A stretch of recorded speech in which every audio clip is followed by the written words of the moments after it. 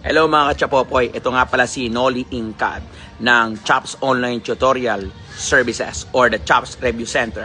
So, ang tanong natin dito, to determine the caliber of the bullet and shell, what instrument is ideal to use? Isa-isayin natin yan.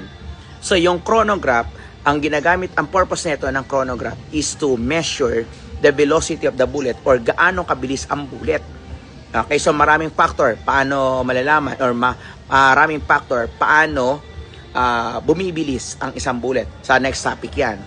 So, ang onoscope naman, para malaman naman ano yung internal construction ng barrel or ano na ang kondisyon ng barrel, yung sa loob mismo ng barrel. Next, yung microscope naman, or tinutukoy natin na bullet comparison microscope.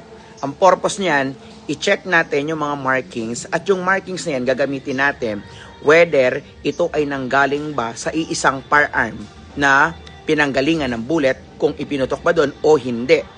Okay? So, ang pwedeng maging resulta dyan, it can be juxtaposition or yung tinatawag natin na sodomatch.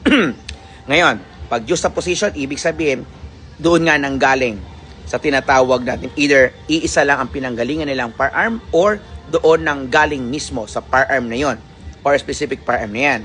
Kapag sodomatch, magkaibang pinanggalingan. So, hindi doon ipinutok. So, ang sagot natin dyan, caliper. So, paano minimeasure ang caliber ng isang bullet or shell? Susukatin natin ang base diameter. Okay? So, kapag firearm naman, sukatin ang tinatawag natin na bore diameter or the two opposite lands. So, take note natin, ulitin natin. Pag chronograph, velocity of the bullet ang sinusukat. Pag onoscope, yung kaloob-looban ng tinatawag natin firearm or the barrel construction, yung condition niya. Next, yung caliper para sa caliber ng bullet at saka na tinatawag na shell at saka yung tinatawag natin firearm. Kapag microscope naman, yan, i-check natin whether or not doon galing ba sa specific firearm or sa firearm ba nang galing yung ipinutok na bullet.